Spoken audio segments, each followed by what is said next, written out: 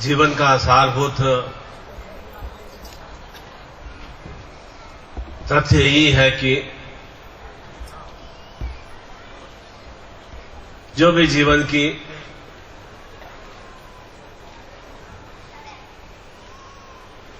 सुखमय आनंदमय स्थितियां हो,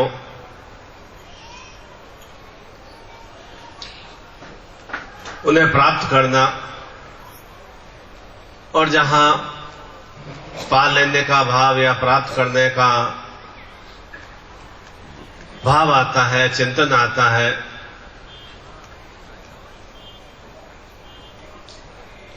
तो निश्चिंत रूप से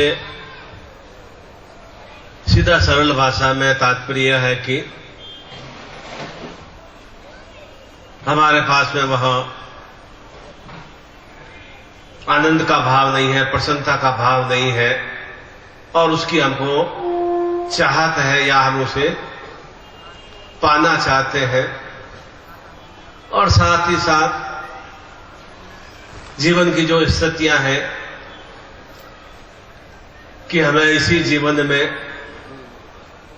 धर्मार्थ काम की पूर्णता की प्राप्ति हो। और धर्म का तात्पर्य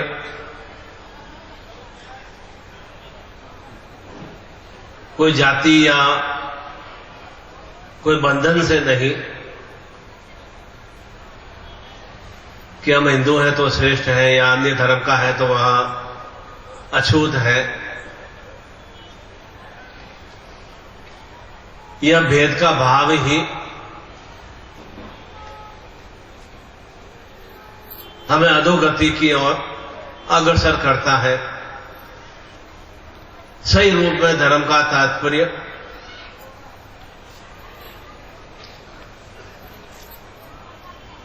ध्यान प्रेम और उस ध्यान प्रेम को मन के अंदर उतारने की क्रिया का भाव, अर्थात निरंतर हमें यह ध्यान रहे कि मुझे किस दिशा की ओर अग्रसर होना है।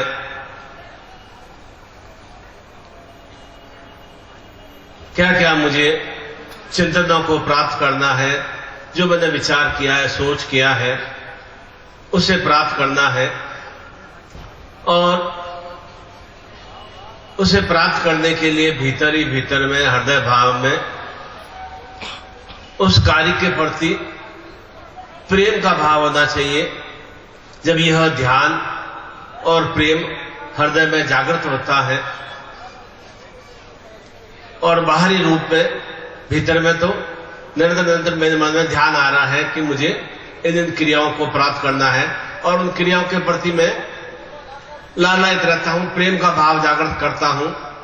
क्योंकि क्रोध से या उद्विग्नता से या अत्यधिक तेज वाणी में या खींचने से तो कोई क्रिया को मैं प्राप्त नहीं कर सकता। भीतर ही भीतर में उस क्रिया के प्रति, कार्य के प्रति प्रेम का भाव होना चाहिए। और यह प्रेम का भाव, यह ध्यान का भाव हृदय भाव में जागृत होता है और बाहरी रूप में करुणा दिखाई देती है, बाहरी रूप में क्रिया दिखाई देती है। वह सही रूप में धर्म कहलाता है। हमने धर्म को तो हिंदू, मुस्लिम, सिख, ईसाई में, अनेक पारसी में अनेक एक विभेद सा कर दिया है। सही रूप में धर्म का तात्पर्य उन स्थितियों को, उस करुणा को, उस प्रेम को, उस आनंद को, उस भक्ति को। भक्ति किसकी? ईश्वर की नहीं। भक्ति उस कार्य के प्रति मेरा समर्पण भाव हो, जो मेरी इच्छा कामना है उसके प्रति मेरा प्रेम का भाव हो, उसके प्रति मैं निमग्न रहूं, वह भक्ति कहलाती है। भक्ति आप 4 घंटे साधना में बैठ जाएंगे, 6 घंटे पूजा में बैठ जाएंगे, वह भक्ति नहीं है। और भीतर में प्रेम ही नहीं है, करुणा ही नहीं है, आनंद ही नहीं है, तो भक्ति आप कितने भी कर लें, उसका कुछ भी परिणाम नहीं आने का। इस स्थितियों को जब हम प्रेम करुणा के साथ भीतर में उतारते हैं और बाहर आनंद का भाव दिखाई देता है, प्रसन्नता का भाव दिखाई देता है, वह उस क्रिया को प्राप्त करते हैं, तब हमें मूल रूप में, सार रूप में हमें अर्थ की प्राप्ति होती है, अर्थात हमारे कार्य सही रूप में पूर्ण होते हैं। तब जो हम धारणा, इच्छा करते हैं, विचार करते हैं, वे सही रूप में इंप्लीमेंट होते हैं। तब हम उस कर्म की शक्ति से युक्त होते हैं और तब हमें जीवन में मोक्षता का भाव अर्थात पूर्णता का भाव प्राप्त होता है। हमने तो डेफिनेशन को अपने हिसाब से तोड़ मोड़ लिया कि बस जीवन में लक्ष्मी की प्राप्ति होनी चाहिए, जीवन में काम शक्ति से युक्त होना चाहिए, जीवन में बस मृत्यु की प्राप्ति होनी चाहिए। मृत्यु तो निरंतर, मृत्यु तो हमें प्राप्त हो ही रही है, दुखों के रूप में, कष्टों के रूप में, बाधाओं के रूप में, पीड़ाओं के रूप में, रोगों के रूप में। तो मृत्यु तो नित्य क्षण प्रतिक्षण हम भोग ही रहे। वह मृत्यु की ओर हम कैसे बढ़े, उन विषादों को, उन विपदाओं को, उन विपन्नताओं को हम किस तरह समाप्त कर सके, वह भाव चिंतन होने पर ही हम धर्म, अर्थ, काम की क्रिया को पूर्णता से आत्मसात कर सकते हैं। उसके साथ मृत्यु के साथ ही सो रहे हैं, दुखों के साथ ही, अनेक अनेक विपत्तियों के साथ ही, अनेक अनेक बाधाओं के साथ ही, ऋण के साथ ही, अनेक अनेक शत्रुओं के साथ ही नियमित हम क्रिया कर रहे हैं, तो जीवन में वो आनंद का भाव, प्रेम का भाव, सौहार्द का भाव जीवन में आ ही नहीं पाता। जैसे सुबह मैंने क्या बताया था कि एक व्यक्ति कह रहा था कि मैं बहुत ही अधिक दुखी हूं, बहुत ही परेशान हूं, जीवन में सुख नहीं देखा, आनंद नहीं देखा, अनेक अनेक मेरे तो कारण कामना इच्छाएं, कामना इच्छाएं पूर्ण नहीं हो रही है। तो संत ने क्या उदाहरण बताया कि ये तो जीवन में चलता रहेगा, एक कामना पूर्ण करोगे, एक को साध करोगे, दूसरी खड़ी हो जाएगी, दूसरे को साध करोगे, तीसरी खड़ी हो जाएगी। ये तो जीवन में चलता रहता है, मृत्यु तक साथ में चलता रहता है। परंतु उन जो हमने, जिनको भी हमने कार्य इच्छाओं को पूर्ण कर दिया है, जिनको भी हमने शांत कर दिया है, जो भी हमने कामनाओं को पूर्णतः प्राप्त कर लिया, उसका तो हमें आनंद लेना चाहिए। वो आनंद हम लेते ही नहीं। आप क्या विचार करते हो? आपके पास मोटरसाइकिल होती है, स्कूटर होता है, आप नित्य रोड पर जाते हैं, विचार आता है कि काश मेरे पास ऐसी कार निकले, मेरे पास हमें गाड़ी हो, तो मैं आराम से एसी चलाकर, और उसमें बस कोई तरह से मुझे कोई भी उबड़ खाबड़ रास्ते भी आए तो भी गाड़ी चार पहियों की होगी तो बैलेंस हो जाता है, और मुझे कहीं भी, और अंदर अंदर मैं हर तरह से सेफ भी रहूंगा और संगीत का आनंद भी लूंगा, मेरे साथ में पत्नी हो, मेरे साथ बच्चे हो, मेरे साथ मित्र हो, आनंद का भाव आता है। विचार करते हैं और देते देते आप देखते हैं, जब ये गाड़ी आप कुछ करके आप गाड़ी प्राप्त कर लेते हैं, फिर आपको विचार नहीं आता है। आप गाड़ी के अंदर बैठे फिर विचारते हैं, पास से भले आपकी 10 लाख की गाड़ी जा रही है, 20 लाख की गाड़ी जा रही है, 50 लाख की गाड़ी जा रही है, आपको विचार नहीं आएगा, क्योंकि आपने वो आनंद को प्राप्त कर लिया है। परंतु हम फिर भी उसमें प्रसन्न नहीं रहते, फिर भी इतने और नवीन नवीन कामना इच्छाएं, धारणा इच्छाएं हमारी पलवित होती रहती है। फिर भी हम एसी में बैठे हैं, पत्नी साथ में, बच्चे साथ में, परिवार के लोग साथ में, फिर भी हम दुखी रहते हैं, क्योंकि हमने धारणा ऐसे बना ली है बस हर क्षण में दुखी ही रहना है। भले हमें सुख की कितनी भी प्राप्ति हो जाए, जो सुख हमें मिला उसका हम उपभोग नहीं करते। यही कारण है कि अधिकांश मैंने पहले क्या बोला था कि संसार में सुख अधिकांश रूप में है, इसलिए तो मृत्यु को प्राप्ति होता है ना, इसलिए कोई मर्दन नहीं चाहता है ना। मृत्यु प्राप्त होना चाहता है तो सब दुखी रहते, तो हमारी आबादी 125 करोड़ से ज्यादा क्यों होती? क्यों हम वृद्धि करते हैं संसार में, परिवार में क्यों वृद्धि करते हैं? सुख नहीं मिलता तो क्यों वृद्धि करते हैं? निश्चित रूप से संसार में, सृष्टि में, पृथ्वी में सुख का भाव चिंतन ज्यादा है, पर तो उस सुख को, आनंद को किस तरह से प्राप्त किया जाए, किस तरह से आत्मसात किया, उसका किस तरह से पूर्ण उपभोग किया जाए, वह चिंतन नहीं है, वह सोच नहीं है, वह बुद्धि नहीं है। यूं हम भले पढ़े लिखे बहुत है, ज्ञान से युक्त है, बहुत सबको हम अच्छी तरह से टैकल कर सकते हैं, पर स्वयं को हम टैकल नहीं कर पाते, स्वयं को नियंत्रित नहीं कर पाते। जब स्वयं को हम नियंत्रित या टैकल नहीं कर पाते ना, तो जीवन में विषमताएं आती है, तब जीवन में दुविधा आती है, तब परिवार में कलह की स्थितियां आती है। ये कलह की स्थितियां कोई पास आस पड़ोस को वाले थोड़े हम घर में उत्पन्न करते हैं। बुद्धि हमारी सही रूप से नियंत्रित नहीं रहती है, सही रूप से हम अपने आप को नियंत्रित नहीं कर पाते। इस कारण से घर में कलह की स्थितियां, रोग की स्थितियां, शोक की स्थितियां, दुख की स्थितियां इसलिए आती है। और ये भी एहसास है कि जो कलह है, जो दुख है, कष्ट है, रोग है, धनहीनता है, उसका निस्तारण भी, समापन करना भी मुझे ही करना है, ये भी ज्ञान है, पर तो फिर भी उसी में निमग्न रहते हैं। बार बार विचार करते हैं, ओहो आज तो दिन भर से मैं क्यों नहीं थोड़ा गुस्सा क्यों नहीं कर पाया, क्यों नहीं मैं क्रोध कर पाया। बार बार विचार करते हैं, ओहो आज मैं घर में इतना खुश कैसे रह गया, और मेरे को 3 महीने हो गए, अभी तक मैं डॉक्टर के पास नहीं गया, दवाई नहीं ली कि मेरी तबीयत तो ठीक है क्या।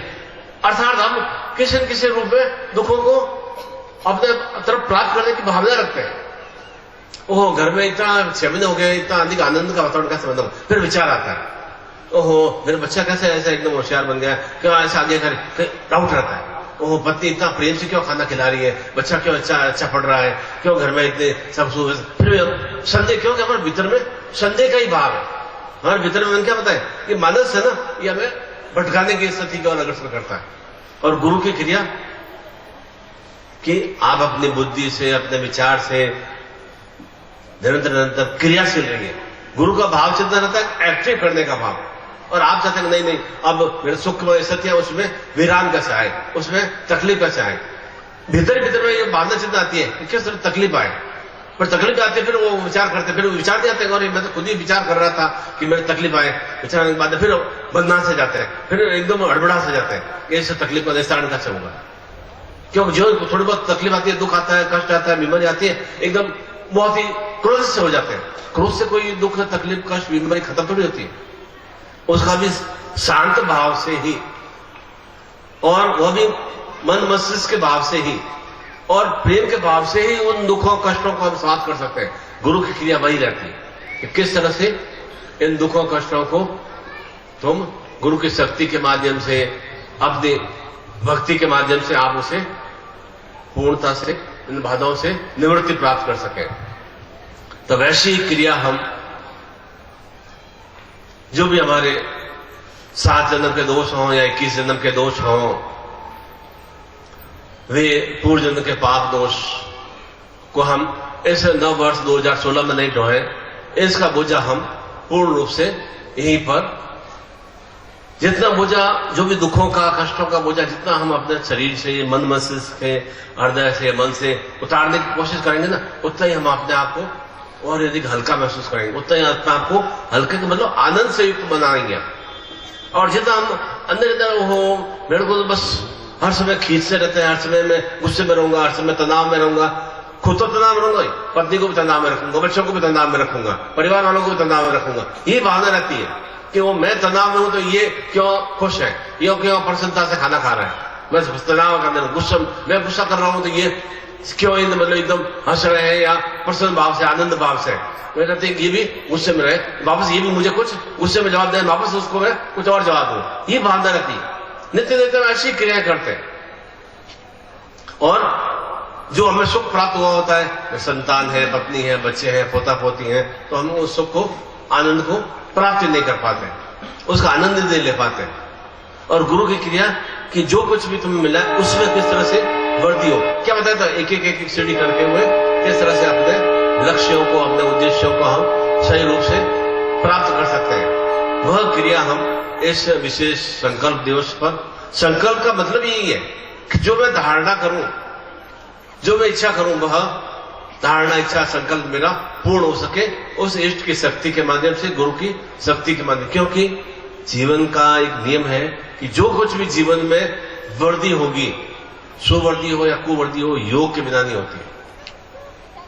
मेरा कोई भी मित्र होगा, चाहे वह शराबी होगा, कबाबी होगा, तो मैं उससे मित्रता करूंगा तो मैं भी शराब पीना सीख जाऊंगा या नॉनवेज खाना सीख जाऊंगा। योग में सत्य होनी चाहिए। अकेला मैं हूं तो निश्चित रूप से न तो मेरे भीतर में शराब पीने की भावना, इच्छा आएगी, और कोई भक्ति भी कर रहा है, पूजन भी कर रहा है, और मेरा उससे संपर्क होगा तो मेरा भी चिंतित भाव जाएगा भक्ति करने की ओर, उसे पूजन करने की ओर।